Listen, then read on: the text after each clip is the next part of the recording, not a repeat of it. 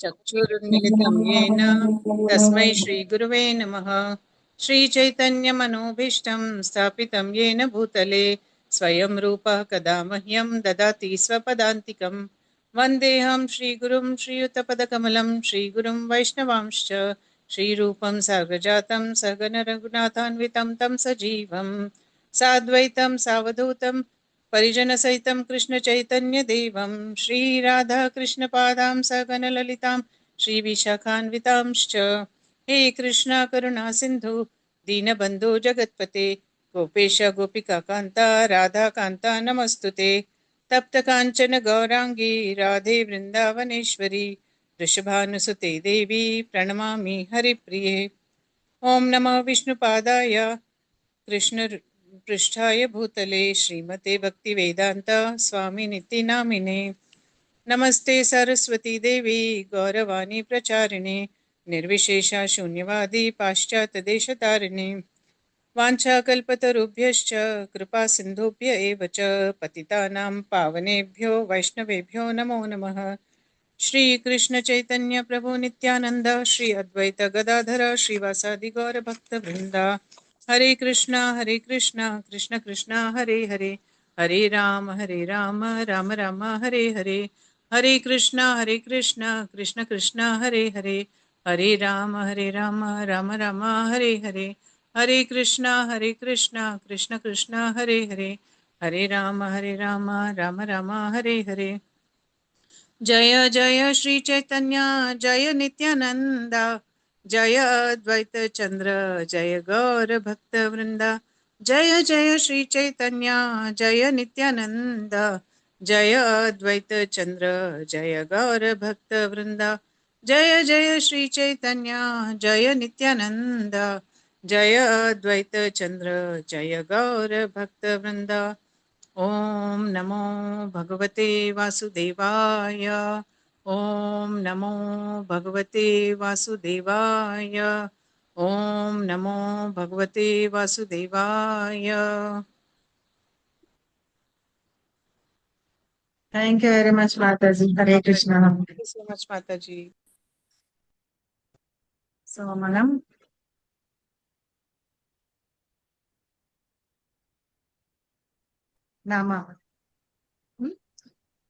నామామృతం మనం చదువుకుంటుంది కొంచెం కొంచెం గుర్తుపెట్టుకుంటూ ఉండండి. మనం ఫస్ట్ కలి సంక్రాంతి ఉపనిషత్తులో అది చదువుకున్న తర్వాత నిని కరభంజన ఋషి మహారాజా నినికి చెప్తూ ఉంటాడు అనమాట. అది చదువుకున్నాం. భాగవతంలో ఇది ఏంటంటే శుకదేవ గోస్వామి పరీక్షిత్ మహారాజుకి చెప్తున్నాను అనమాట. రిఫరెన్స్ ఏంటంటే శ్రీమద్ భాగవతంలో 12వ క్యాంటంలో 3వ చాప్టర్ లో 5వ శ్లోకం 12.3.5 అందులో శుకదేవ్ గోస్వామి శ్రీమద్ భాగవతం చెప్పారు కదా, పరీక్షిత్ మహారాజు చెప్పారు కదా, అది చెప్తూ ఆ చాప్టర్ లో చెప్తున్నారు అనమాట. ఏమని చెప్తున్నారు? ఈ కలియుగంలో ఏంటంటే మనము ముక్తి అనేది పొందాలి అంటే గనక ఏం చేయాలట అంటే, మన ముక్తి అంటే మన స్పిరిచువల్ ఆధ్యాత్మిక జగత్తుకు వెళ్ళిపోవాలి అంటేట ఒక్కటే మార్గం ఉంది. ఏంటంటే హరినామాన్ని చెప్పడం మాట. అయితే అది చెప్తూ ఏమంటారంటే, ఇంకా ఈ కలియుగము అన్ని రకాలైన ఫాల్ట్స్ తోటి ఉంది. అయితే దానిలో ఒక మంచి గుణం ఉందిట. ఎన్ని రకాల ఫాల్ట్స్ ఉన్నా కూడా ఒక మంచి గుణం ఉందిట. ఆ గుణం ఏంటిట అంటే, సింపుల్ గా మనం హరినామాన్ని జపిస్తేట, మహామంత్రాన్ని జపిస్తే గనక మనము ఈ భౌతికమైన బంధాల నుంచి విడిపడిపోయి మనము ఆధ్యాత్మిక జగత్తుకి వెళ్ళిపోతాము అనేసి ఎవరు చెప్తున్నారు? శుకదేవ్ గోస్వామి చెప్తున్నారు. సో అలాగే అందులో శ్రీమద్ భాగవతంలో 12th క్యాంటోలో లాస్ట్ శ్లోకం ఉంటుంది. ఆ లాస్ట్ శ్లోకం కూడా హరినామాన్ని జపించాలి, జపిస్తే గనక మనం వెళ్తాము అంటే భగవంతుడి ధామానికి వెళ్తాము అని ఉంటుంది. సో ఇక్కడ ఏం రాశారో అది చెప్తాను. ఇన్ కలియుగ one can attain liberation and return to the spiritual Kingdom by chanting the holy name. Shukadeva Goswami to Parikshit Maharaj. My dear king, although Kali Yuga is full of faults, there is still one good quality about this age.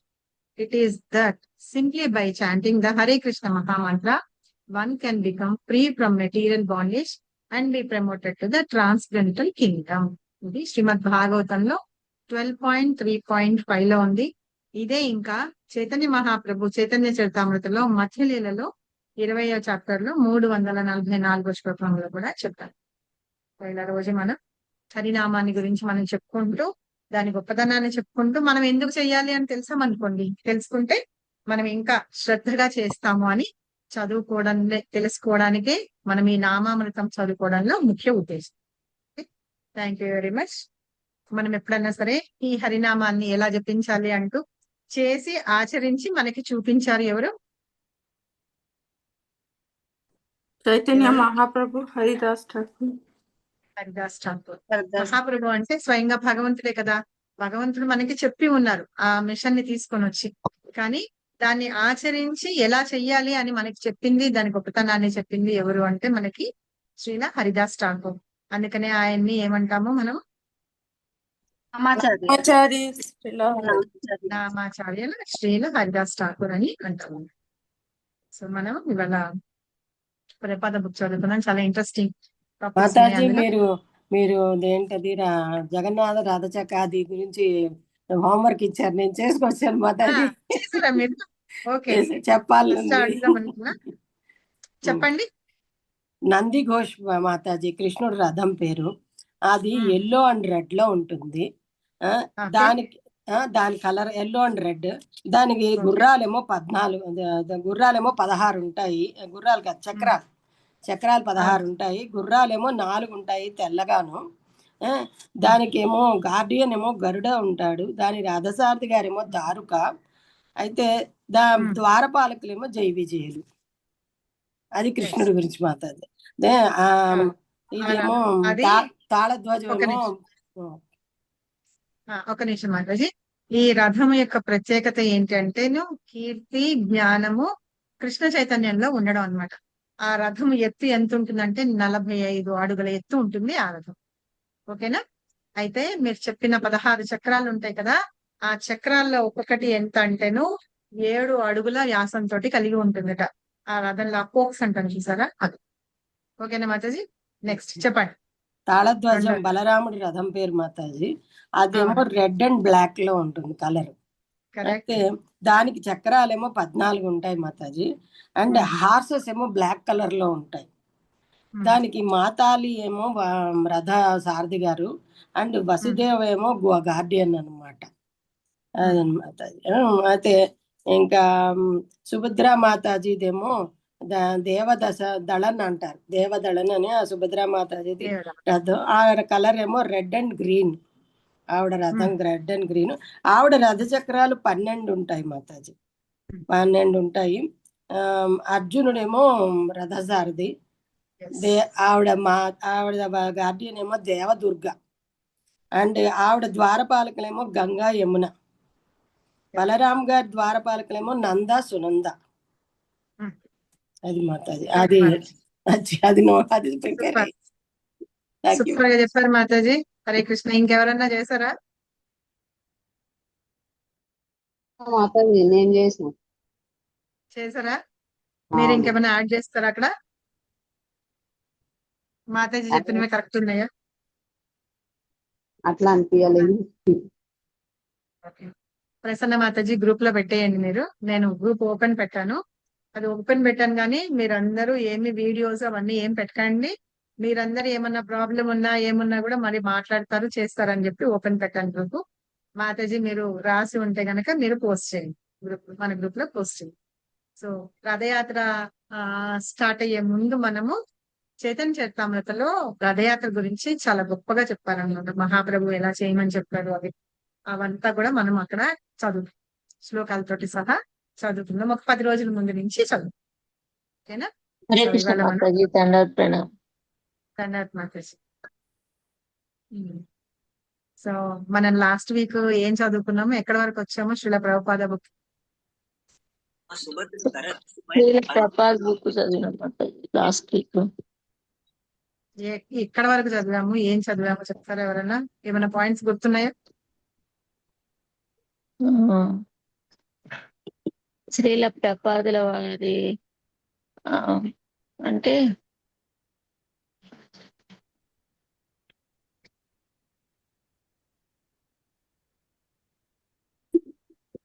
రథయాత్ర వరకు గుర్తుంది మాతాజీ. రథయాత్ర రథం కావాలని వాళ్ళ నాన్నగారిని అడిగితే నాన్నగారిని ఆయన అడుగుతారు, చిన్న రథం ఆయన వాళ్ళ నాన్నగారు తయారు చేసి తెచ్చిస్తారు. తెచ్చి ఇస్తారు. అలాగే ఆయన తండ్రి వాళ్ళ సోదరి పేరు ఏదో చెప్పారు, గుర్తుందా? ఏంటి మాతాజీ? వాళ్ళ సోదరి పేరు చెప్పారు కదా, భవతారిణి. భవతారిణి. కొంతమందికి మనకి శ్రీల ప్రభుపాద ఇనిషియేషన్ ఇచ్చినప్పుడు బీతో పేరు వచ్చింది అనుకోండి, భవతారిణి పేరు ఇస్తారు. అప్పుడు మనకి ఏంటి ఇట్లాంటి పేరు వచ్చింది అని అనుకోవద్దు. ఆ ఒక్కొక్క పేరుకి ఒక్కొక్క ఇది ఉందన్నమాట. సో అట్లాగా అనుకోవాలి. ఇంకా ఏంటంటే ఇక్కడ మనకి గుర్తుందా, వాళ్ళ అమ్మగారు వ్రతం చేసేవారని. ఆవిడ లెఫ్ట్ హ్యాండ్ తోటి ఎడమ తింటూ ఉంటే చేతితోటి ఆ ఆవిడ ఆయన ఉద్దేశం ఏంటంటే అది తన కొడుకుకి చెప్పొద్దు అని. కొడుకు అంతటి కొడుకే అబ్జర్వ్ చేసి ఆవిడ్ని అడగాలన్నమాట, ఎందుకు ఎడం చేతితో తింటున్నావు అని చెప్పి అడగాలని. అప్పుడు రాదు మళ్ళీ మానేస్తానని. అప్పుడు మానేస్తాను అనుకుని ఆవిడ మానేస్తుంది. తర్వాత రాధా గోవిందుల టెంపుల్ కి వెళ్తూ ఉండే వాళ్ళందరూ అదంతా చదువుకున్నాం. ఈ ఈ చెప్పాం కదా, మాతాజీ హరే కృష్ణ. భవతారిణి అంటే మాతాజీ దాని మీనింగ్ కూడా చాలా బాగుంటది మాతాజీ. భవతారిణి అంటే ఈ మా భవబంధాల్లోంచి మనల్ని హరింపచేస్తారు. విముక్తి కలిగించే పర్సన్ అన్నట్లు అవును. మీనింగ్ మాతాజీ. అవును. హరే కృష్ణ. కాబట్టి మనం అంటే పేరు ఏది ఉన్నా సరే మన స్క్రిప్చర్స్ లోంచి వచ్చిన పేర్లనే తీసిస్తారనమాట మనకి గురు మహారాజ్. ఇంకొకటి ఏంటంటే గొప్ప విషయం ఏంటంటే ఒకళ్ళకి ఇచ్చిన పేరు ఇంకొకళ్ళకి ఇవ్వరు, సరేనా? సో అట్లాగా ఇస్తూ ఉంటారు. సో ఇట్లా ఏంటంటే ఇంకొకటి ఇంట్రెస్టింగ్ విషయం మనం చూసాము. మనకి అభయ్కి ఎట్లా ఉండేదిట మన శ్రీల ప్రభుపాదకి ఆయన పూరి జగన్నాథ్ లో జరుగుతున్న చెప్పండి చెప్పండి మీరే చెప్పండి. మీరు చెప్పండి, నేను చెప్పాను కదా. సో ఆ రథయాత్ర చూడాలి అని చెప్పేసి చాలా ఆశగా ఉండేదన్నమాట. అందుకని రోజు రైల్వే స్టేషన్ కి వెళ్ళి ఆ పూరికి వెళ్లే స్టేషన్ రైలు ఆ రాకపోకలు ఎప్పుడు వస్తుంది, ఎప్పుడు వెళ్తుంది, ఏమవుతుంది, మళ్ళీ అక్కడికి వెళ్ళడానికి టికెట్ కి ఎంత డబ్బులు అవుతాయి అవన్నీ కనుక్కొని వచ్చేవాళ్ళట. ఎందుకు కనుక్కొని వచ్చేవాళ్ళట అంటే ఆ రేట్ ఎంతో కనుక్కుంటే ఆ డబ్బులు దాచిపెట్టుకోవచ్చు. మీలో ఎవరైనా ఉన్నారా బంగారం మనం కొనుక్కోవాలి అని చెప్పేసి అనుకొని ఆ డబ్బులు దాచిపెట్టుకుంటాం, ఒక వస్తువు అనుకుంటాం. ఎవరైనా ఉన్నారా అలాంటి వాళ్ళు? ఒక వస్తువు అనుకుంటాం, ఆ వస్తువు కొనుక్కోవాలి అని చెప్పేసి బంగారం రేటు తగ్గితే బాగుంది, ఎక్కువ అవ్వదు, ఎందుకంటే నా దగ్గర ఉన్న డబ్బులు సరిపోతాయి అని చెప్పేసి అనుకుంటూ ఉంటాము. సో అలాగనమాట. ఇలాగా రైలు వెళ్ళడానికి రాకపోకలు చూసుకుంటూ ఆ డబ్బులంతా ఆయన పెట్టుకుంటూ ఉండేవాళ్ళ. తర్వాత వాళ్ళ నాన్నగారు తీసుకొచ్చి ఇచ్చిన రథానికి ఏంటంటే మళ్ళీ గోపురము ఒక బట్టతోటి వాటితోటి అలంకరించి చక్కగా మంచిగా అంతా చేస్తూ ఉండేవారని చెప్పేసి భవతారిణి తన సోదరి భవతారిణి కూడా చేర్చుకొని ఇరుగు పొరుగున ఎవరెవరు ఉన్నారో వాళ్ళందరినీ కూడా అందులో చేర్చుకొని ఉన్నారనమాట. రథయాత్ర జరుగుతున్నప్పుడు ప్రసాదం అందరికి ఇవ్వాలి కదా, అందుకని అందరి చేత తీసుకొని ఇచ్చేవాళ్ళు. ఇంకొక ఇంట్రెస్టింగ్ విషయం, వాళ్ళ నాన్నగారిని రాధా గోవింద టెంపుల్ లో ఉన్న ప్రీస్ట్ ని చూసినప్పుడు, అంటే పూజారిని చూసినప్పుడు, నేను ఎప్పుడు ఇలా భగవంతుడిని పూజించగలుగుతాను అని చెప్పి అనుకునేవాళ్ళట. చిన్నప్పటి నుంచి అనుకునేవాళ్ళట. అప్పుడు వాళ్ళ నాన్నగారు ఒక చిన్న రాధాకృష్ణుల విగ్రహాన్ని కొనుక్కొని వస్తే దానికి రోజు ఏం తింటున్నా, ఏం చేస్తున్నా అన్ని పెట్టడము, పడుకోబెట్టడము, అలాగా అన్ని చేస్తున్నారట. సో మీరు కూడా మీ మనవాళ్ళకి మనవరాళ్ళకి లేకపోతే మీ పిల్లలకి ఏమైనా కొనియాలనుకుంటే మనకి ఆబిడ్స్ టెంపుల్ లో ముద్దుగా ఉన్నాయి. జగన్నాథ్, బలదేవ్, సుభద్ర ఉన్నాయి, రాధాకృష్ణులు ఉన్నాయి, ఇంకా నరసింహస్వామి అంటే మనకి హనుమంతుడిని చెప్తాం కదా, మీరు హనుమంతుడిని తల కింద పెట్టుకొని ఫోటో పెట్టుకొని అలాగా నరసింహస్వామిది ఇవ్వండి పిల్లలకి. వాళ్ళకి నేర్పించండి శ్లోకం, ఏది ఉగ్రం వీరం మహావిష్ణుం అనేది నేర్పించండి. వాళ్ళు చక్కగా ధైర్యంగా వాళ్ళ జీవితంలో వాళ్ళంతటా వాళ్ళు ముందుకు వెళ్ళేటట్టుగా ఉండేటట్టు చేయండి. సో ఇట్లాగా చేసిన తర్వాత రోజు ఆయన ఏం చేసేవాళ్ళట, నేతి దీపాలను కూడా వెలిగిస్తూ ఉండేవాళ్ళట వాళ్ళ నాన్నగారు. తర్వాత ఇక్కడ అమెరికాలో తర్వాత 1960 ఆ టైంలో శ్రీల ప్రభుపాద అమెరికాలో రథయాత్రలు అవన్నీ కూడా ప్రారంభించారని, అప్పుడు కొన్ని ఇస్కాన్ టెంపుల్స్ లో రాధాకృష్ణుల యొక్క విగ్రహాలని ప్రతిష్ఠించేవారని అని చెప్పి చెప్తున్నారు. అయితే ఇవన్నీ కూడా ఈ ఆధ్యాత్మిక విషయాలన్నీ తన తండ్రి దగ్గర నేర్చుకున్నారని, కానీ ఒక్క విషయం మాత్రం వాళ్ళ నాన్నగారి దగ్గర నేర్చుకోలేదు. ఏంటి అంటే ఈ ఆధ్యాత్మిక పుస్తకాలు ఏవేవైతే ఉన్నాయో వాటిని వితరణ చేయడం, అంటే బుక్ డిస్ట్రిబ్యూషన్ అని పెట్టారు కదా మనకి. ప్రభుపాద అదనమాట. ఆ బుక్ డిస్ట్రిబ్యూషన్ చేయడము, దాని యొక్క ఆవశ్యకత, దాని ఇంపార్టెన్స్ ఏంటి అనేది ఒక్కటి వాళ్ళ నాన్నగారి దగ్గర నేర్చుకోలేదు. సో ఇలాగా ఆయన యువకుడుగా ఉన్నప్పుడు ఆయన గురువు గారిని కలుసుకున్నాను అని చెప్తున్నాడు. సరే, ఓకేనా ఇక్కడ వరకు?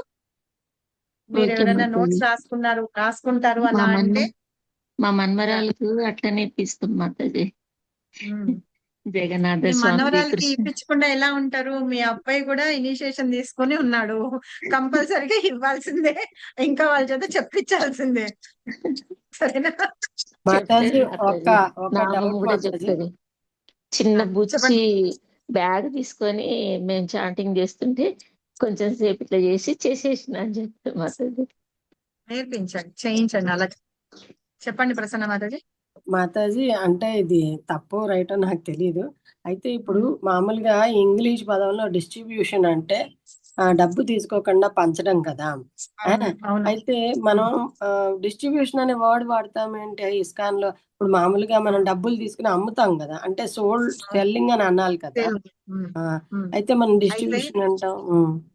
అయితే మనం ఏం చేస్తున్నాము అంటే చాలా వరకు కూడా పుస్తకాలు మనము ఫ్రీగానే ఇస్తూ ఉంటాం. కాకపోతే మళ్ళీ ఏంటంటే ఆ పుస్తకాలకి కావాల్సిన ప్రింటింగ్ కాస్ట్ అనేది అవుతుంటుంది పేపర్. అందుకని దానికి మినిమం. అందుకనే చూడండి మనకి డిసెంబర్ అప్పుడు మ్యారథాన్ బుక్ డిస్ట్రిబ్యూషన్ మ్యారథాన్ అని పెట్టినప్పుడు చాలా తక్కువకి ఇస్తాం మనం. మనం ఇంకా ఏంటి సేల్ ఇట్లా అట్లా అని పెట్టడం కాదు మనకి. సో ఏంటంటే వాళ్ళలో కొంచెం అంటే ఆ కాస్ట్ కూడా మనం భరిస్తూ అంటే ప్రాఫిట్స్ ఏం లేకుండా మనం అమ్మడం. అదే ఒక బుక్ ఉందనుకోండి, ఏదైనా వస్తువు ఉందనుకోండి, దాని డిమాండ్ పెరిగింది అని అంటే కనుక వెంటనే రేట్లు పెరిగిపోతాయి. కానీ ఇది ఏంటంటే అప్పుడు స్టార్టింగ్ లో అంతవరకు అనే ప్రింటింగ్ వరకు కావాల్సిన వరకు డబ్బులు మాత్రమే అట్లాగా తీసుకునేది. చూడ ప్రభుపాద కూడా ఏంటంటే బ్యాక్ టు గాడ్ హెడ్ అలా మ్యాగజైన్స్ అవన్నీ ప్రింట్ చేయించుకొని తీసుకొని తర్వాత అక్కడ వాళ్ళకి డబ్బులు కట్టి, ఆ ప్రింటింగ్ ప్రెస్ లో వాళ్ళకి డబ్బులు కట్టి, ఆయన దగ్గర ₹1 ₹2 అట్లాగే ఉండేవట. వాళ్ళు తినడానికి కూడా ఆయనకి అట్లాగే ఉంటుండేవట. సో అందుకని అట్లా చెప్తూ ఉంటారు. కానీ డిస్ట్రిబ్యూషన్ అనేది కరెక్ట్ వర్డే అన్నట్టే. ఇప్పుడు చూడండి, అది మనం అమ్ముతూ ఉంటాం, కానీ మనం ఏం చేస్తాం, కొంతమందికి డొనేట్ చేస్తాం. వాళ్ళు ఏం చేస్తారు, మనం డొనేట్ చేసిన బుక్స్ ను వేరే చోట ఫ్రీగా ఇచ్చేస్తాం. మన సెల్లింగ్ కంటే కూడా చేసేదానికంటే డిస్ట్రిబ్యూషన్ ఎక్కువ ఉంది. సరేనా? నాకు స్టార్టింగ్ లో కూడా ఇలాగే డౌట్ వచ్చేది. నేను ఫస్ట్ లో బుక్ డిస్ట్రిబ్యూషన్ కి డబ్బులు, బుక్ డిస్ట్రిబ్యూషన్ అంటున్నారు, మాకు ఇవ్వాలి కదా, మాకు ఇవ్వకుండా మమ్మల్ని డబ్బులు అడుగుతున్నారు ఏంటి అని అనుకునేదాన్ని. భగవద్గీత వాటికి ఇవ్వడానికి బుక్ డిస్ట్రిబ్యూషన్ కి డబ్బులు ఇవ్వండి, డిస్ట్రిబ్యూషన్ కి డబ్బులు ఏంటి అలా అనిపించింది. ఎస్ పంప మాతాజీ, మీరు ఏమైనా పాయింట్స్ చెప్తారా? అవును మాతాజీ, ఇది మామూలుగా కొందరు డివోటీస్ కూడా డొనేట్ చేస్తారు దీనికి డిస్ట్రిబ్యూషన్ కి. అంటే ఒక 10 బుక్స్ కి 20 బుక్స్ కి మనీ డొనేట్ చేస్తారు, అదే ఫ్రీగా వాళ్ళు అక్కడ డిస్ట్రిబ్యూట్ చేస్తారంట కదా. నేను లాస్ట్ ఇయర్ 2 భాగవతం సెట్లు తీసుకున్నాను మాతాజీ. తీసుకుని నా డాక్టర్స్, నన్ను చూసే డాక్టర్స్ ఇద్దరికి ఇచ్చాను. వాళ్ళిద్దరికి 3 తీసుకున్నాను. 2 డాక్టర్స్ కి ఇచ్చాను. ఇంకో 3వ డాక్టర్ కి ఇవ్వాలి, ఆయన దొరకలేదు. కారులో పెట్టుకు తిరుగుతున్నాను అప్పటి నుంచి, డిసెంబర్ నుంచి. ఇంకొకటి ఏంటంటే మనకి తులాభారం కూడా పెడతారు హాబిట్స్ టెంపుల్ లో. మీరు చూడండి, వెళ్ళినప్పుడు తులాభారం పెడతారు. వాళ్ళు కూర్చొని వాళ్ళు ఎంత వెయిట్ ఉంటారో అంత భగవద్గీత బుక్స్ పెట్టి, ఆ బుక్స్ అన్ని ఫ్రీగా అన్నమాట. ఆ కాస్ట్ మనం ఇచ్చేస్తాము. అవన్నీ పుస్తకాలు వాళ్ళు బాక్సుల్లో పెట్టి కొన్ని స్కూల్స్ లో, యూనివర్సిటీస్ లో, తర్వాత కొంచెం దూరంగా ఉన్న గ్రామాల్లో, వాటిల్లో గవర్నమెంట్ స్కూల్స్ లో, వాటన్నిటిలో కూడా వాళ్ళని అవి బుక్స్ అన్ని పంచిపెడతారు అన్నమాట.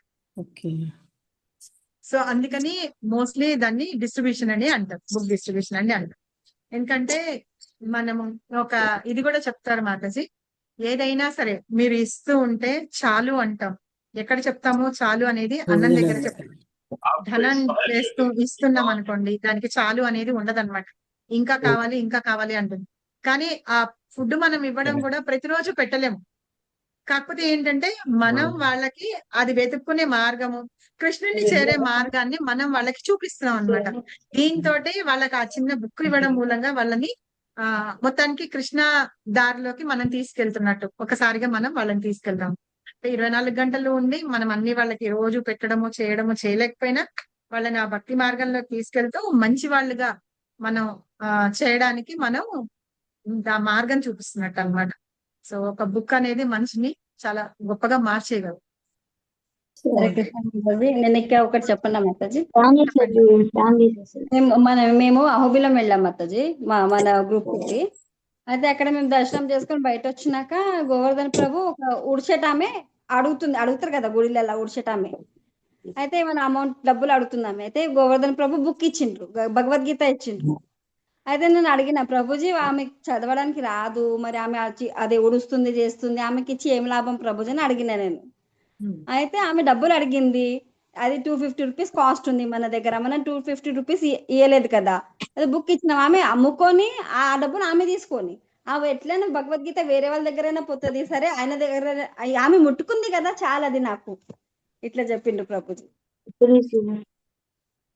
ఇంకో ఏంటంటే బుక్స్ అనేది ఇంట్లో ఉందనుకోండి, స్వయంగా మన ఇంట్లో ఏ దేవుడి పటం ఉన్నా లేకపోయినా సరే కృష్ణ ఆ భగవద్గీత ఉందంటే కృష్ణ స్వయంగా ఉన్నట్టే అన్నమాట. సో ఆ రకంగా కూడా భగవంతుడు వాళ్ళతోటి తోడు ఉంటారు, వాళ్ళకి ఆ జ్ఞానాన్ని ఇస్తాయి. నేను ఫస్ట్ టైం బుక్ చూసుకుని అక్కడనే చేశాను మాతాజీ. ఫస్ట్ టైం అక్కడ చేశాను, దాని తర్వాత మన గుడిలో చేశాను. ఎవరు చదువుతారు హ్యాండ్ రైస్ చేయండి, ఒకరి తర్వాత ఒకరు చూడండి. Very good. ప్రసన్న మాతాజీ చదవండి, ఫస్ట్ పారాగ్రాఫ్ చూద్దాం. అబ్బాయి కళాశాలలో చదువుతున్నప్పుడు.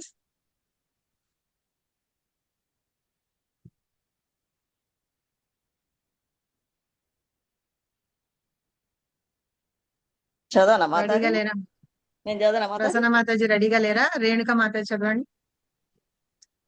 హరే కృష్ణ మాతాజీ. దండవత్ ప్రణామ్ మాతాజీ. ధన్యవాదాలు. అభయ్ కళాశాలలో చదువుతున్నప్పుడు అతని తండ్రి తనకు తెలిసిన ఒక వర్తకుని కుమార్తె రాధారాణి దత్తతో వారికిన్ని వివాహం జరిపించారు. ఎన్నో సంవత్సరాలు అభయ్ తన కుటుంబంతోనూ ఆవిడ తన పుట్టింట్లోనూ గడిపారు. అభయ్ తన కుటుంబానికి జూమ్ చేసుకుంటా, చిన్నది కనిపించి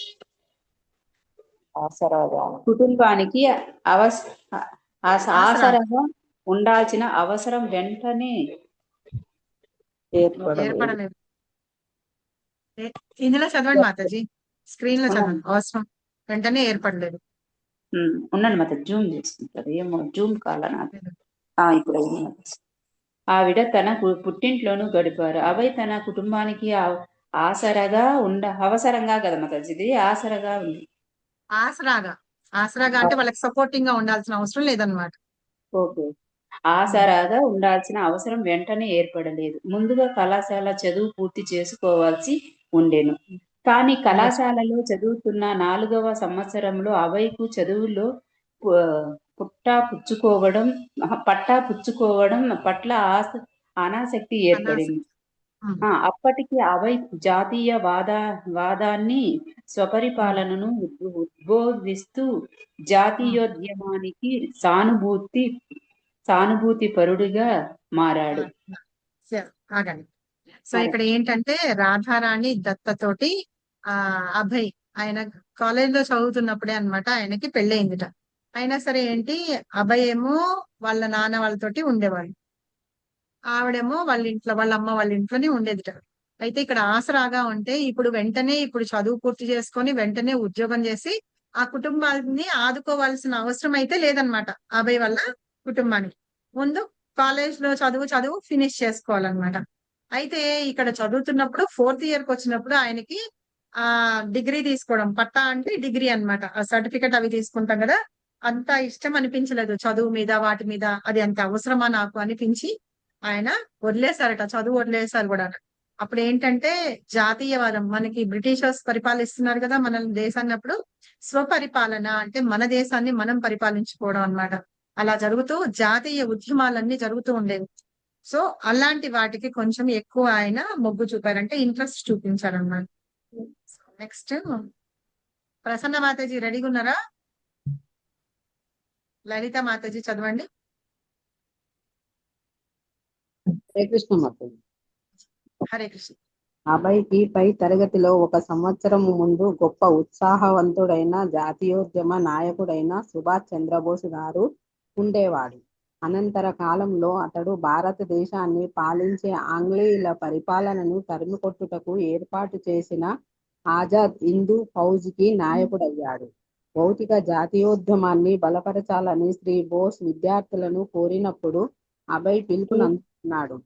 మరియు బోస్కు గల ఆధ్యాత్మికత పట్ల విశ్వాసము, ఉత్సాహము, కార్యదీక్ష అభయ్కు ఎంతగానో నచ్చాయి. రాజకీయ కార్యకలాపాలపై అభయ్కి ఎట్టి ఆసక్తి లేకపోయినా స్వాతంత్ర ఉద్యమం అనే ఆదర్శం అతన్ని ఆకర్షించింది. స్వరాజ్యం కొరకు పిలుపు, స్వాతంత్రం అనేవి విద్యార్థుల అందరినీ ఆకర్షించాయి. అభయ్ కూడా అందులో ఒకడయ్యాడు. హరే కృష్ణ. సో ఇక్కడ ఏంటంటే అది చదువుకోకుండా ఎవరి పట్ల తను ఇంట్రెస్ట్ చూపించాడంటే సుభాష్ చంద్రబోస్ గారు అన్నమాట. సుభాష్ చంద్రబోస్ ఆయన జాతీయ ఉద్యమంలో నాయకుడిగా ఉన్నారు. ఆజాద్ హిందూ ఫౌజ్ కి ఆయన నాయకుడిగా ఉన్నారు అనమాట. ఆయన విద్యార్థులందరినీ పిలిచేవాడు అనమాట. రండి మన దేశం కోసం పోరాడదాము అని ఆయన పిలిచిన పిలుపుకి వాటికి అబ్బాయికి చాలా ఇంట్రెస్ట్ కలిగింది. పైగా ఏంటి, సుభాష్ చంద్రబోసు ఆధ్యాత్మికత పట్ల విశ్వాసం ఉంది ఆయనకి. సో ఆయన ఏం చేస్తున్నారో కార్యదీక్ష అంటే ఆయన చేసే పనులు అవన్నీ అబ్బాయికి చాలా బాగా నచ్చాయట. అందుకని అంటే పాలిటిక్స్ మీద ఆయనకి ఎలాంటి ఇంట్రెస్ట్ లేకపోయినా ఆ స్వాతంత్ర ఉద్యమం, ఇండిపెండెన్స్, దానికి ఆ ఉద్యమం ఏదైతే ఉందో అది ఈయన్ని బాగా ఆకర్షించింది అనమాట. ఆకర్షించింది. పైగా ఈ సుభాష్ చంద్రబోస్ చేసే ఆ పనులు అవన్నీ కూడా ఈయనకి నచ్చుతున్నాయి అనమాట. అప్పుడు స్వరాజ్యం కొరకు పిలుపు అంటే మన రాజ్యాన్ని మనకు కావాలి, మన దేశాన్ని విడిచుకోమని చెప్పి క్విట్ ఇండియా ఉద్యమం అవన్నీ చేశారు కదా మన గాంధీ తాత. సో అవన్నీ కూడా ఆ స్వాతంత్రం అనేవి చాలా మంది విద్యార్థులను ఆకర్షించాయి. వాళ్ళల్లో అభయ్ కూడా ఒకరన్నమాట. తర్వాత దేవశ్రీ మాతాజీ చదవండి. హరే కృష్ణ మాతాజీ.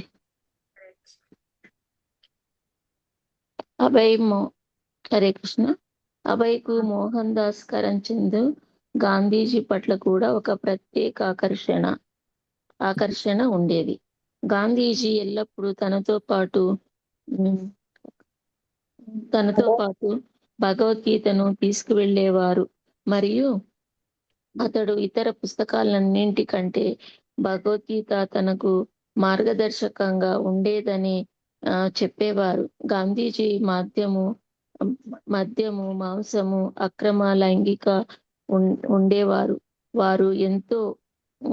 వారెంతో నిరాడంబరంగా సాధువులాగా జీవించేవారు. భిక్షుక సాధువుల కంటే ఎక్కువ చిత్తశుద్ధి. ఉండండి మాతాజీ. అక్రమ లైంగిక సంబంధాలను త్యజించి వ్యక్తిగతంగా ఎంతో పవిత్రమైన అలవాట్లను కలిగి ఉండేవారు. తర్వాత వారు ఎంతో నిరాడంబరంగా సాధువుల జీవించి భిక్షుక సాధువుల కంటే ఎక్కువ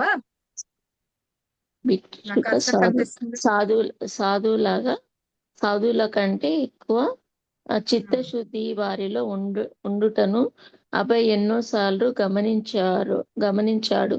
అభయ్ గాంధీజీ ప్రసంగాలను చదివి వారి కార్యకలాపాలను ఎప్పటికప్పుడు నిశ్చితంగా పరిశీలిస్తుండేవాడు.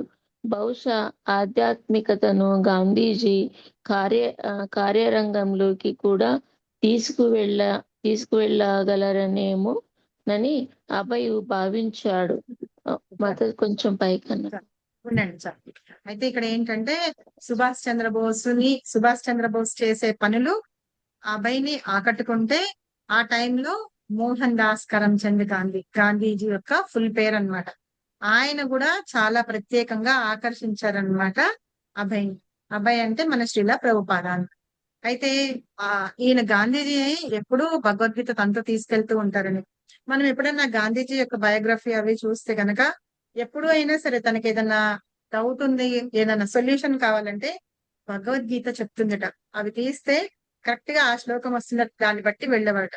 అందుకని అహింసా మార్గాన్ని తీసుకొని వెళ్ళారు అని చెప్పేసి చెప్తారు. అయితే ఈ భగవద్గీత ఆయనకి మార్గదర్శకంగా ఉంటూ ఉండేదని.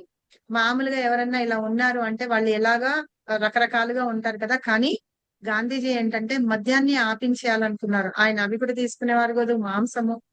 ఈ మూడు అయితే ఉన్నాయి రెగ్యులేటివ్ ప్రిన్సిపల్స్ లో, మనకి మూడు ఉన్నాయి చూసారా, ఇవి జూదం ఆడడం ఒకటే ఇందులో లేదనమాట. ఈ మూడు ఆయన వ్యక్తిగతంగా తన అలవాటుగా కలిగి ఉండేటప్పటికీ అభయ్ని చాలా బాగా ఆకర్షించాయి అన్నమాట. సో ఒక భిక్షువులు అంటే ఒక సన్యాసులు గాని, తపస్సులు చేసుకునే వాళ్ళు, సాధువులు అనే వాళ్ళు ఎలా ఉంటూ ఉంటారో అలాగా గాంధీజీని చూసేటప్పటికి ఆయనకి చాలా ఇంకా ఎక్కువ అనిపించింది. ఇంకా గాంధీజీ ప్రసంగాలు అంటే ఆయన ఇచ్చే లెక్చర్స్ కానీ ఆ మీటింగ్స్ అవి ఉంటాయి చూసారా, అవి చూడడము, వినడము, తర్వాత ఆయన చేసే పనులు ఏవేవైతే ఉన్నాయో ఆ పనులన్నిటినీ ఈయన చాలా డీప్ గా అన్నమాట, నిశితంగా అంటే డీప్ గా పరిశీలిస్తూ ఉండేవాళ్ళ. మేబీ అప్పుడు ఆయనకు అనిపించేదిట గాంధీజీ తన దీనిలో ఈ ఆధ్యాత్మికత అనే దాన్ని కూడా తీసుకురాగలరేమో అని చెప్పేసి అబ్బాయికి అనిపిస్తూ ఉండేదిట అప్పట్లో. విజయ మాతాజీ చదవండి. హరే కృష్ణ మాతాజీ, నన్ను చదవమంటారా? వచ్చారా ప్రసన్న మాతాజీ? ఎవరు? హరే కృష్ణ. విజయ మాతాజీ చదవండి ప్రసన్న మాతాజీ. ఓకే మాతాజీ. గాంధీజీ భారతీయ విద్యార్థులందరినీ తమ చదువులను మానివేయమన్నారు. విదేశీయుల కళాశాలలు బానిస మనస్తత్వాన్ని పెంపొందించుతాయని, విద్యార్థులను ఆంగ్లేయుల చేతిలో కీలుబొమ్మలను చేస్తాయని వారు అన్నారు. అయినప్పటికీ కళాశాల విద్య జీవనోపాధికి పునాది వంటిది కనుక అభయ్ అందులోని మంచి చెడులను పరిశీలించి 1920లో 4వ సంవత్సరం పూర్తి చేశాడు. పరీక్షలో ఉత్తీర్ణులయ్యాక యోగ్యతా పట్టాన్ని స్వీకరించుటకు నిరాకరించాడు. ఈ విధంగా గాంధీజీ పిలుపుకు స్పందించి ఆంగ్లేయులను నిరసించాడు. అప్పుడు ఇప్పుడు కూడా మనం చేస్తుంది ఏంటి? మేడ్ ఇన్ ఇండియా, మన వస్తువులు మనం ఉపయోగించాలని, మనం ఫారిన్ కంట్రీ ఏ వస్తువులు ఉపయోగించొద్దని. మన దేశం ఏం తక్కువ ఉంది చెప్పండి? అదే కదా మోదీ చేసేది. సో అదే అన్నమాట అప్పట్లో గాంధీ తాత చేసిన పని కూడా ఇదే. అవన్నీ ఏంటంటే ఆ ఫారిన్ ఇవి ఏవైతే ఉన్నాయో వాటిట్లో చదువు మానేసేయమని, వాళ్ళు ఏంటట ఆ కాలేజెస్ లో మనల్ని బానిసలుగా ఉంచుతున్నారట వాళ్ళు. అందుకని మనందరం, మన పిల్లలందరూ కూడా ఆ బ్రిటిషర్స్ చేతుల్లో కీలు బొమ్మలుగా ఉంటారని చెప్పేసి అక్కడ వదిలిపెట్టేయమని చెప్పేసి గాంధీజీ ఈ స్టూడెంట్స్ అందరికి పిలిపించారట. సో అప్పుడు ఏం చేశారు, అబ్బాయి ఏం చేశారంటే, సరే ఏదైనా సరే మంచి చెడులు అన్ని ఆలోచించిన తర్వాత 1920లో ఆయన ఒక సంవత్సరం చదువు వదిలేశారు కదా, 4th ఇయర్. అది చదివారు కానీ ఆ పట్టా ఏదైతే ఉందో సర్టిఫికెట్ తీసుకోవడానికి ఇష్టపడలేదట. తర్వాత గాంధీజీ పిలిపించారు కదా మీరందరూ రండి అని, అంటే ఎగెనెస్ట్ బ్రిటిషర్స్ అన్నమాట. దానికి ఈయన ఆయనతోటి కలిశారు అని చెప్తున్నారు. చదవండి మాతాజీ నెక్స్ట్. హరే కృష్ణ మాతాజీ. జలియన్ వాలా బాగ్ లో వందలాది మంది భారతీయులు శాంతి సమావేశాన్ని జరుపుకుంటున్నప్పుడు దానిని భగ్నం చేయుటకు ఆంగ్లేయుల సైనికులు నిరాయుధులైన వందలాది మందిని దారుణంగా కాల్చి చంపిన పిమ్మట సహాయ నిరాకరణ్య ఉద్యమానికి ఆంగ్లేయులకు చెందిన అన్ని వస్తువులను బహిష్కరణకు గాంధీజీ పిలుపునిచ్చారు. ఆ సమయంలో తన పట్టాను స్వీకరించుటకు నిరాకరించుట ద్వారా గాంధీజీ ఉద్యమానికి అభయ్ మరింత 1 మినిట్ మాతాజీ చేరువయ్యాడు. దానికి అభయ్ తండ్రి గౌర్ మోహన్ డే ఆందోళన చెందిన తన పుత్రుని కార్యకలాపాలను నివారించలేదు. భారత రాజకీయాల కంటేను తన పుత్రుని భవిష్యత్తు గురించి ఆందోళన వారికి అధికంగా ఉండేది కనుక తమ కుటుంబానికి చెందిన ఒక ప్రముఖ మిత్రుడైన డాక్టర్ కార్తిక్ చంద్ర బోస్ సహాయంతో అభయ్ను ఒక మంచి ఉద్యోగంలో చేర్పించాడు. గొప్ప ప్రముఖ శాస్త్రవైద్యుడు, రసాయన పారిశ్రామికవేత్త అయిన డాక్టర్ బోస్ ల్యాబొరేటరీస్ అనే మందుల కర్మాగారంలో కలకత్తాలో ఉండేది. అందులో అభయ్ని కార్యనిర్వహణాధికారిగా నియమించారు. శ్రీకృష్ణ మాత. హరే కృష్ణ. ఎంత బాగుంది కదా జలియన్ వాలా బాగ్. మన హిస్టరీని మనం ఎప్పుడు చదువుకుంటూ ఉండాలి. ఆంగ్లేయులు వాళ్ళందరూ వచ్చి మన దేశాన్ని ఎలా చేశారు, మన వాళ్ళందరినీ ఎలా సొంతి పెట్టింది. అప్పట్లో జలియన్ వాలా బాగ్ అని ఒక ప్లేస్ లో వీళ్ళందరూ కూర్చొని అందరూ సమావేశం అయ్యారనమాట. గాంధీ మహాత్ముడి ఇదే శాంతి అహింసతో వెళ్ళాలి అని చెప్పి. సో శాంతి సమావేశాలు జరుపుకుంటున్నప్పుడు ఆంగ్లేయులు ఏం చేశారు, అన్ని వైపుల నుంచి ద్వారాలన్నీ బంధించేసి అక్కడ అందరిని వాళ్ళని కాల్చి చంపేశారు అన్నమాట. చాలా దారుణంగా కాల్చి చంపేశారు. ఆ టైంలో వీళ్ళందరి దగ్గర ఆయుధాలు కూడా ఏమీ లేవు. మామూలుగా మీటింగ్ మాట్లాడుకోవడానికి వచ్చినప్పుడు ఏం తీసుకొస్తారు, ఏం తీసుకున్నారు? హిట్లర్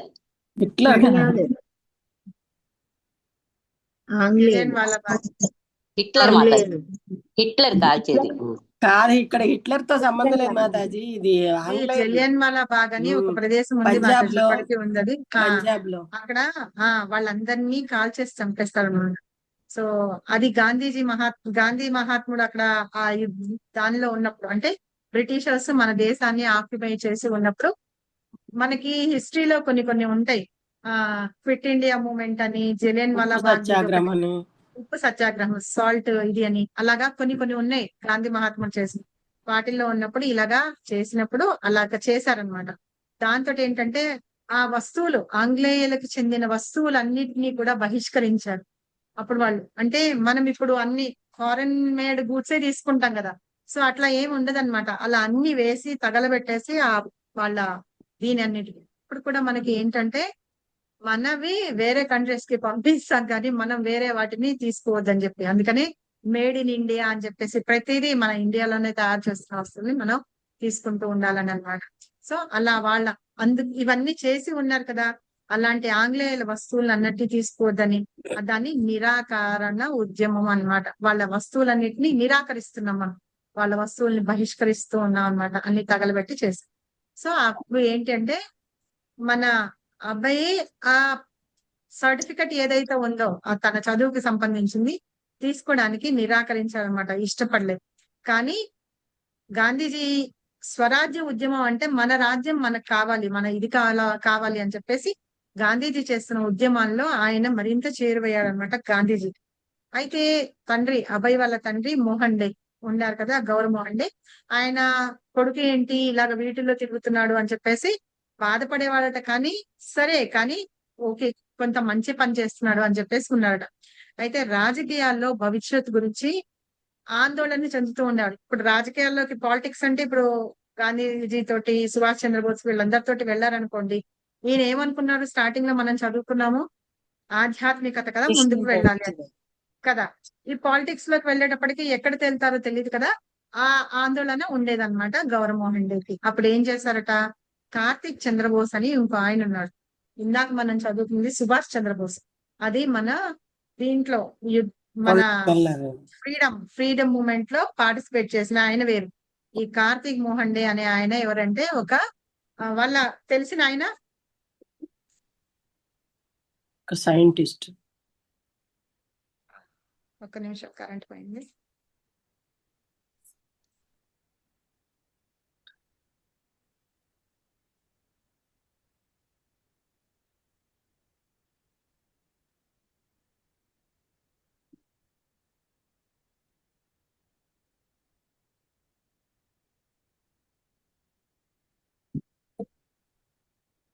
వినిపిస్తుందా మాతాజీ మీకు? వినపడుతుంది మాతాజీ. వినిపిస్తున్నానా? వినపడుతుంది. వినిపిస్తుంది మాతాజీ. సో ఇక్కడ ఏమైందంటే ఆయనకి ఒక ల్యాబొరేటరీ ఉందట, బోస్ ల్యాబొరేటరీస్ అని. ఆ ల్యాబొరేటరీలో ఏం చేస్తారంటే మందులు తయారు చేస్తారట, అది కలకత్తాలో ఉందని. సో అక్కడ ఈయనని కార్యనిర్వహణాధికారి అంటే ఒక మేనేజర్ గా నియమించారనమాట. ఎవరిని? ప్రభుపాదాన్ని నిర్మించారట. ఆయన అక్కడ ఉంటూ చేస్తూ ఉండేవారట, పని చేస్తూ ఉండేవారు. తర్వాత నెక్స్ట్ ఎవరున్నారు? నేను చదవనా మాతాజీ? నేను చదువుతా మాతాజీ. హరే కృష్ణ మాతాజీ, అరుణ కుమారి చదువుతాను. వి కుమారి మాతాజీ, అరుణ కుమారి మాతాజీ, ఒకరి తర్వాత ఒకరు చదవండి. హరే కృష్ణ మాతాజీ. 1922 సంవత్సరంలో తన గురువు గారైన శ్రీల భక్తి సిద్ధాంత సరస్వతి ఠాకూర్లతో జరిగిన తొలి సమాగమం గురించి శ్రీల ప్రభుపాదులు తమ జీవితాంతము ఎంతో ఉద్విగ్నంగా పలికేవారు. మొట్టమొదట అభయ్ ఆయన్ను కలుసుకోవాలని అనుకోలేదు, ఎందుకంటే తమ ఇంటికి మాటికి వచ్చే నామమాత్ర సాధువుల పట్ల అతనికి మంచి అభిప్రాయం కలగలేదు. కానీ అభయమిత్రుడు పట్టుబట్టి అతన్ని గౌడీయ మఠం మందిరానికి తీసుకుని వచ్చాడు. అక్కడ వారు మేడ మీదకి చేరి శ్రీల భక్తి సిద్ధాంత సరస్వతి ఠాకూర్ల సన్నిధికి వెళ్ళారు. హరే కృష్ణ మాతాజీ. సో ఇక్కడ ఫస్ట్ 1922లో తన గురువులు, ఆధ్యాత్మిక గురువులైన భక్తి సిద్ధాంత సరస్వతి ఠాకూర్ని ఫస్ట్ టైం కలిశారనమాట. ఆయన్ని కలిసినప్పుడే చాలా మంచి అభిప్రాయం వచ్చింది ఆయనకి. ఇంకా ఏంటంటే యాక్చువల్ గా అలాంటి వాళ్ళని కలవడము వెళ్ళడము అబ్బాయికి ఇష్టం లేదు. కానీ వాళ్ళ ఫ్రెండ్ ఎవరైతే ఉన్నారో వాళ్ళతోటి ఒప్పించి తీసుకొని వెళ్ళారనమాట. అక్కడికి వెళ్ళిన తర్వాత ఆయనని అంటే గౌడీయ వైష్ణవ మఠం అని ఒకటి ఉండేదిట. ఆ మఠం దగ్గర పైన ఒక మేడ మీద ఈ భక్తి సిద్ధాంత సరస్వతి ఠాకూర్ ఉన్నారట. ఆయన దగ్గరకు తీసుకెళ్లారనమాట. తీసుకెళ్ళినప్పుడు అక్కడ కూర్చున్నప్పుడు వాళ్ళకి నమస్కారం చేశారట. ఆయన చేస్తే ఓకే, ఇది చదవలేదు మీరు కదా, చదవండి మాతాజీ. హరే కృష్ణ మాతాజీ మాతాజీ. చదవనా నేను? నా పేరు చెప్పారు కదా మాతాజీ. హరే కృష్ణ. మీరు ఆవిడ చదివిన తర్వాత కృష్ణకుమారి మాతాజీ చదవండి. అభయ మరియు వారి మిత్రుడు సాధు పురుషుడు అయిన శ్రీల భక్తి సిద్ధాంత సరస్వతికి గౌరవపూర్వకముగా నమస్కరించి కూర్చోబడుతుండగా, మీరు విద్యావంతులైన యువకులు ప్రపంచమంతటా శ్రీ చైతన్య మహాప్రభు సందేశాన్ని ఎందుకు మీరు ప్రచారం చేయకూడదు అని వారు వారితో అన్నారు.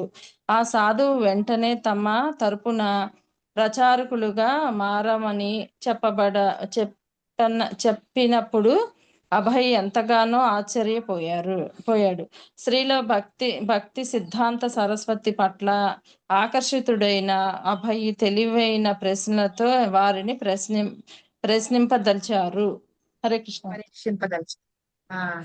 సో ఇక్కడ వెళ్ళినప్పుడు ఏమైందంటే అక్కడ భక్తి సిద్ధాంత సరస్వతి ఠాకూర్ కి వీళ్ళు నమస్కరించారనమాట. నమస్కరించి కూర్చుంటుంటే వీళ్ళిద్దరూ యువకులు స్టూడెంట్స్ కదా, అందుకని ఈయన అన్నారట, మీరు మీలాంటి యువకులే రావాలి కదా, వచ్చి ముందుకి ప్రపంచమంతా చైతన్య మహాప్రభు యొక్క సందేశాన్ని చెయ్యండి అని చెప్పాల, ఎందుకు ప్రచారం చేయకూడదు అని వాళ్ళతో అన్నారట.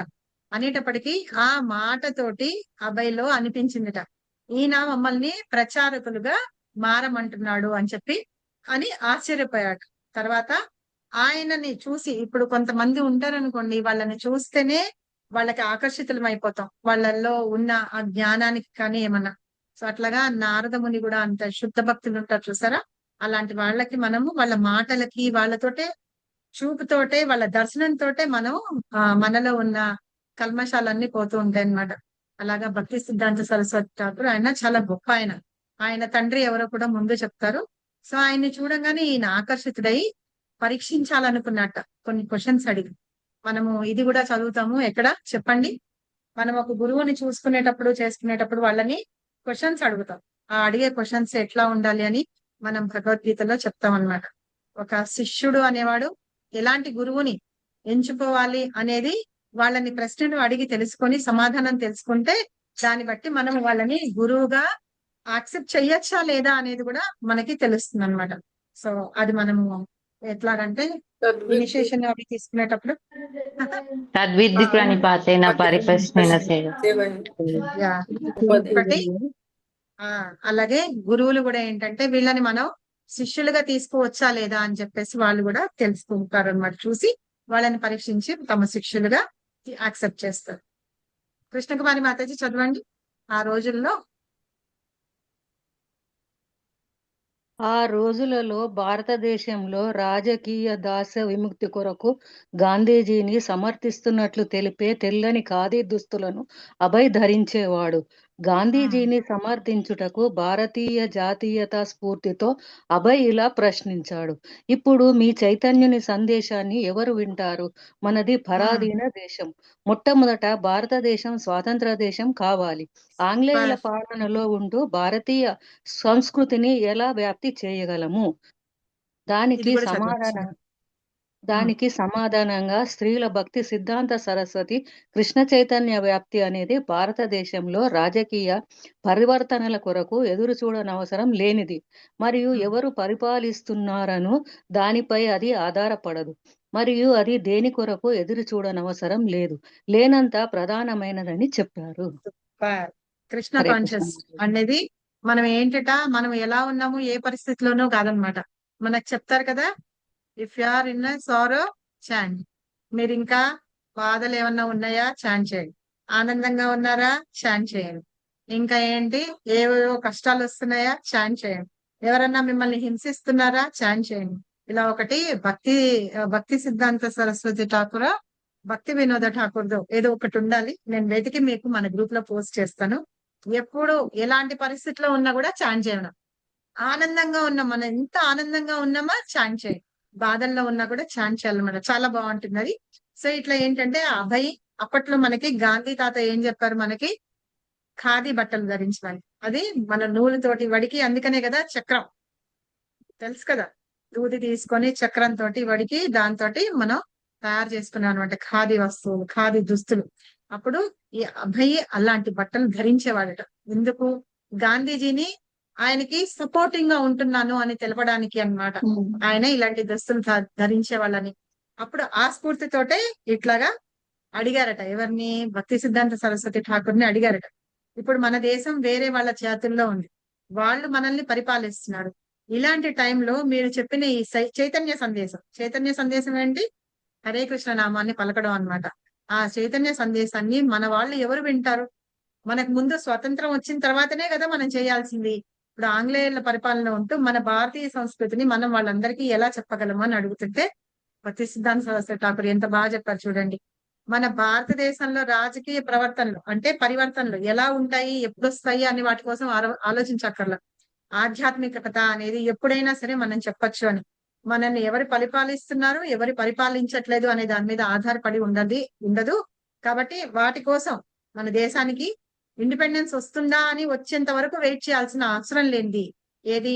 ఆ చైతన్య యొక్క మిషన్ అనేది ఏంటంటే వాటి మీద ఆధారపడి ఉండదు అని చెప్పి దాని ప్రాధాన్యత గురించి చెప్తున్నారు.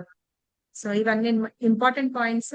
నాకు ఎవరైనా హెల్ప్ చేస్తే ఇట్లా ఇంపార్టెంట్ అని పెట్టిన పాయింట్స్ అట్లీస్ట్ నోట్ చేసుకొని మన ఒక చాప్టర్ అయిపోయిన తర్వాత ఎవరైనా పోస్ట్ చేయడానికి ట్రై చేయండి.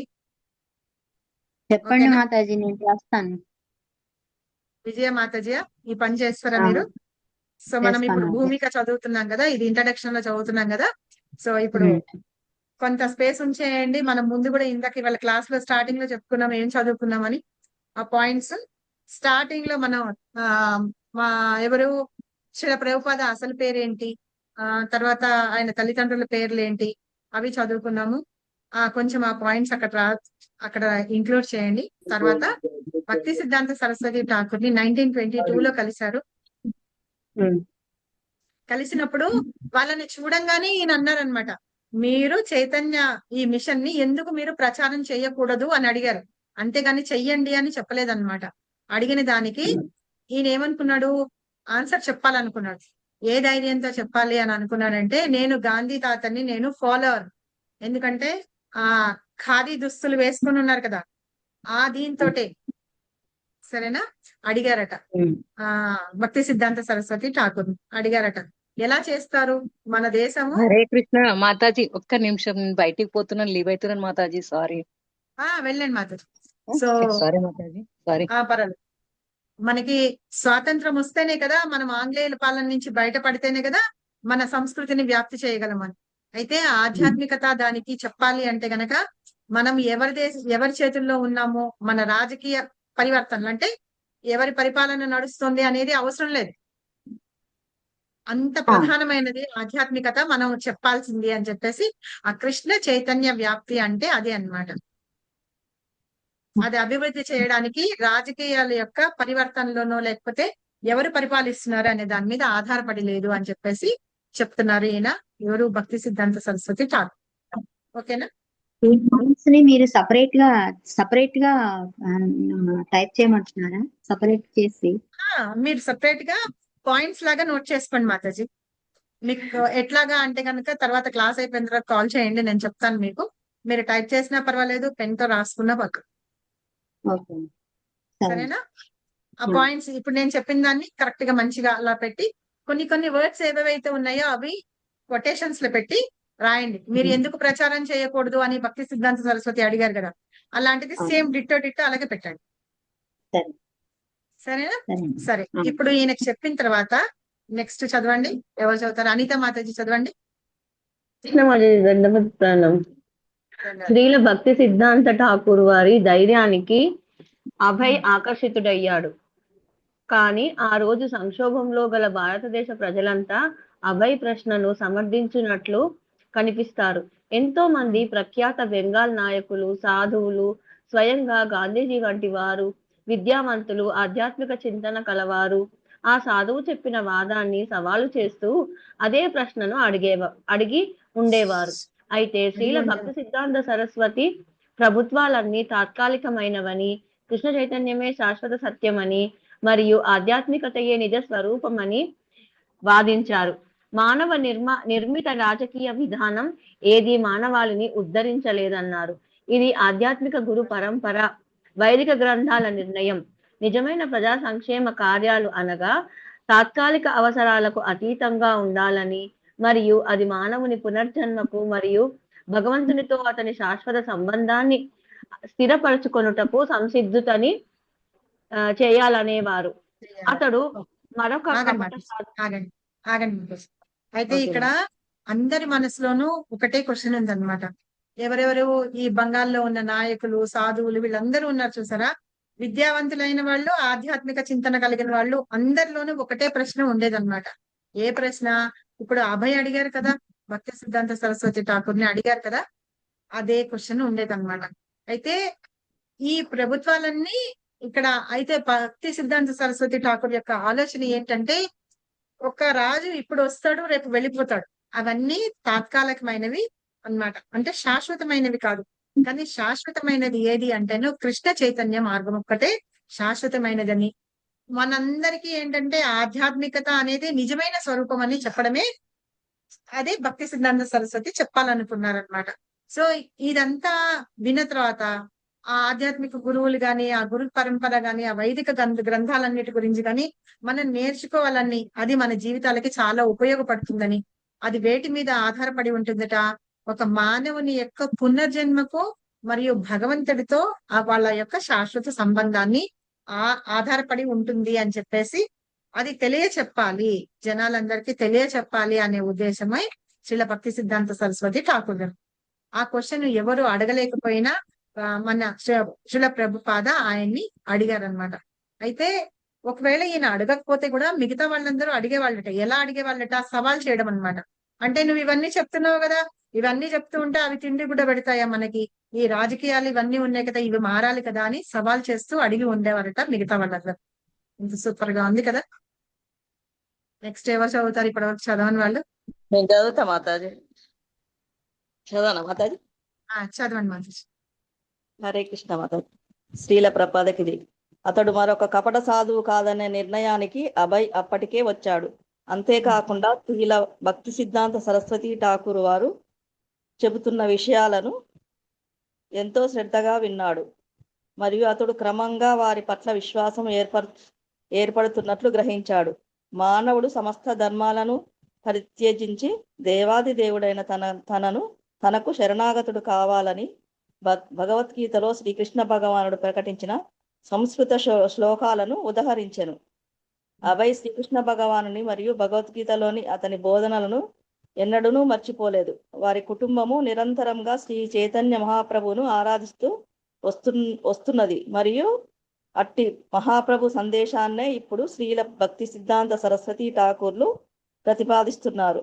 కానీ వారు మహాప్రభు బోధనలను అంత ప్రావీణ్యంగా వివరించుటను విని అభయ్ ఎంతగానో ఆశ్చర్యపోయాడు. తర్వాత మనం మిగతాది రేపు చదువుతున్నాము. అయితే ఇక్కడ ఏంటంటే భగవద్గీతలో ఏం చెప్పారు, కృష్ణుడు ఏం చెప్పాడు అనేవి అవన్నీ ఇక్కడ విషయాలను శ్రద్ధగా చెప్తూ ఉన్నారు అన్నమాట. ఎవరు? భక్తి సిద్ధాంత సరస్వతి చెప్తున్నారు. అయితే మనం ఎలాగా భగవంతుడి శరణాగతులు కావాలని, సర్వధర్మాన్ని పరిత్యజ్య, అదే మానవుడు సర్వధర్మాలని పరిత్యజించి భగవంతుడి యొక్క శరణం పొందాలని ఆ శ్లోకాలన్నీ చెప్తున్నారనమాట, ఉదాహరిస్తున్నారు. అయితే ఆ బోధ కృష్ణుడు చెప్పినవి అయితే ఇన్స్ట్రక్షన్స్ ఏవేవైతే ఉన్నాయో భగవద్గీతలో అవి అభయ్ ఎప్పుడు మర్చిపోలేదు. అయితే ఎందుకు చిన్నప్పటి నుంచి చదువుతున్నారు.